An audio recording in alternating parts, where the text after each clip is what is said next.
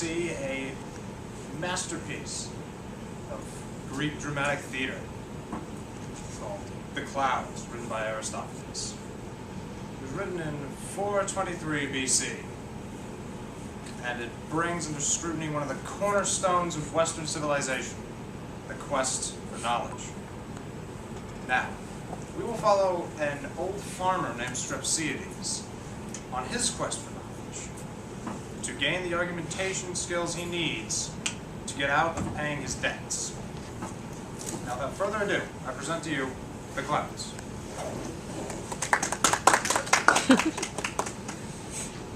I'm not down and out yet. With the help of the gods, I'll enroll at Bucknell and I'll learn it all myself. Oh, I'm just a stupid old fool. How can I be expected to learn all these hair-splitting arguments at my age? I'm far too old and my mind's certainly not what it used to be. No, I have to do it. It's my one and only chance. No more delaying. I'm going up and knock right on the door. Boy, where are you, boy?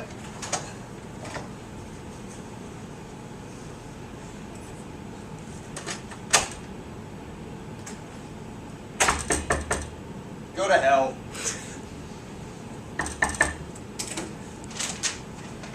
Who's there? Strepsiades, son of Smire from Lewisburg. Obviously an uneducated idiot. Don't you realize that you were banging away on the door with such force that you may well have caused Socrates to have a miscarriage of the next brilliant idea that he's been thinking? You should have heard the new idea that he's had. What concept? Tell me, I beg you. Well, Margot Vegan asked him to pronounce his opinion on an important scientific matter. And what was that? Well, they wanted to know whether the hum of the gnat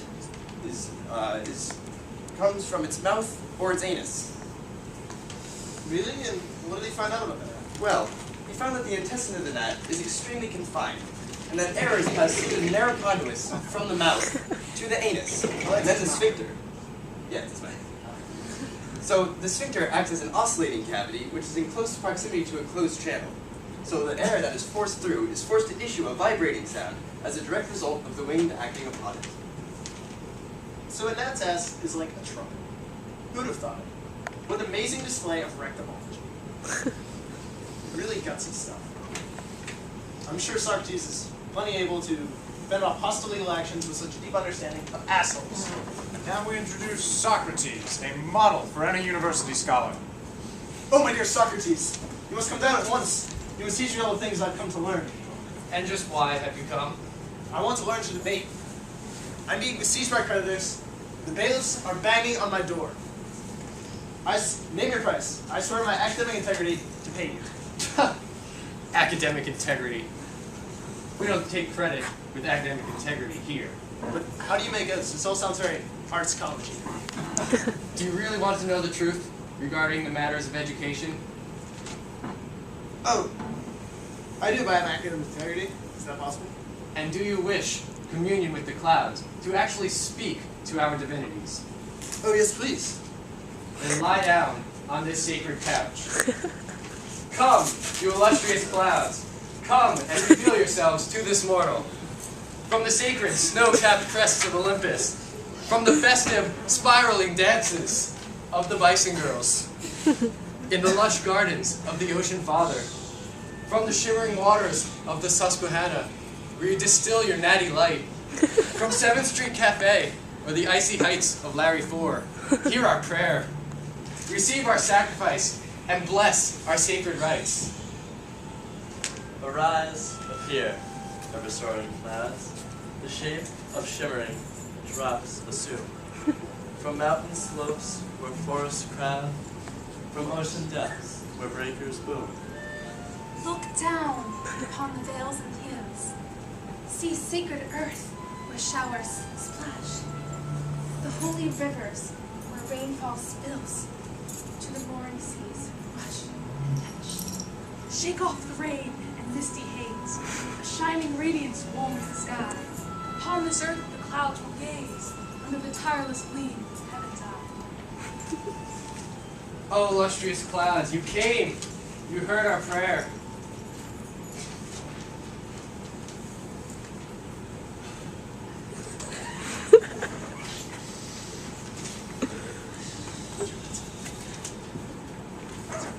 you hear that sound?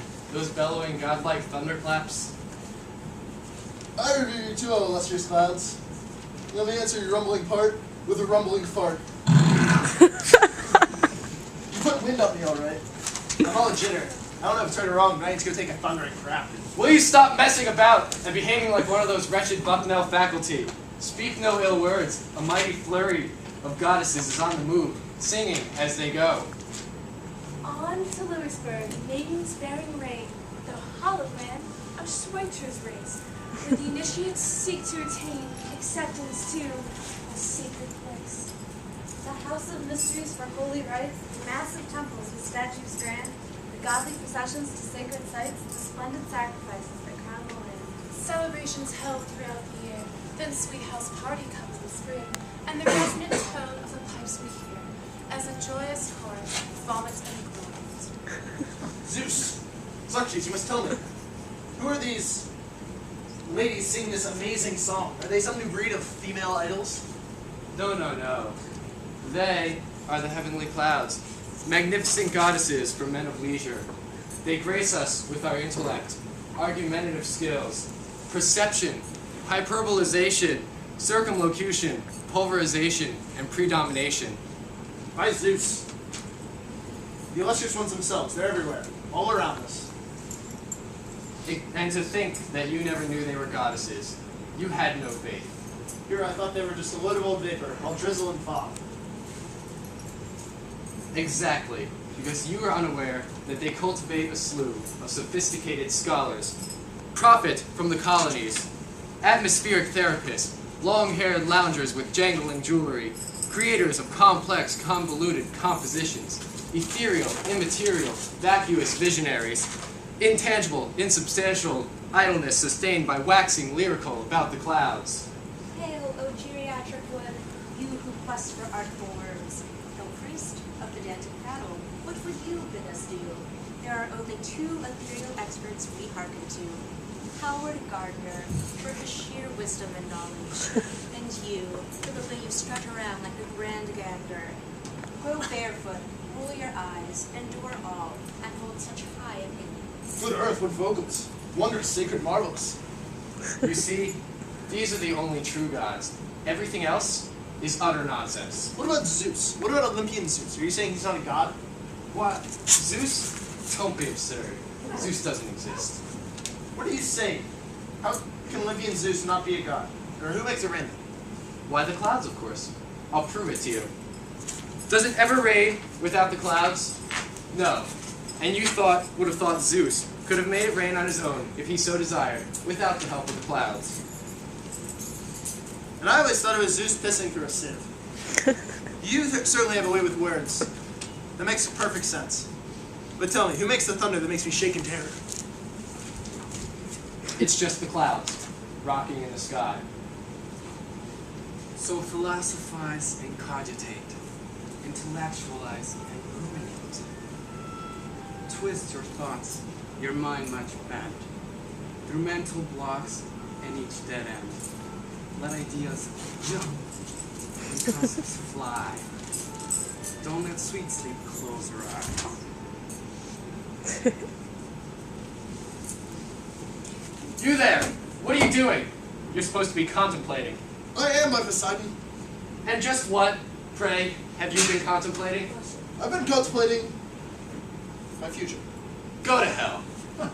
Hell's right, Tom. That's exactly what this is. Don't be so faint-hearted. Cover yourself up and devise some fraudulent and illicit affair. If only instead of these leopard skin covers I could get into an illicit affair.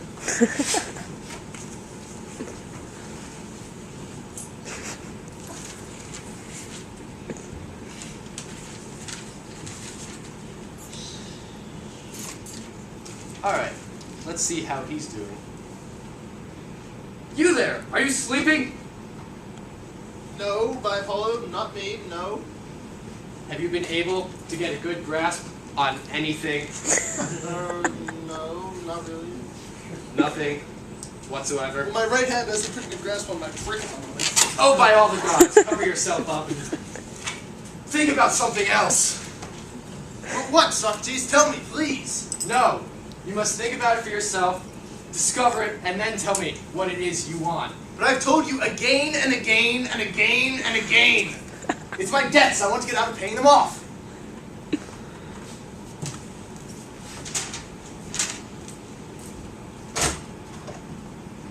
So now we reach the conclusion of the story and our moral.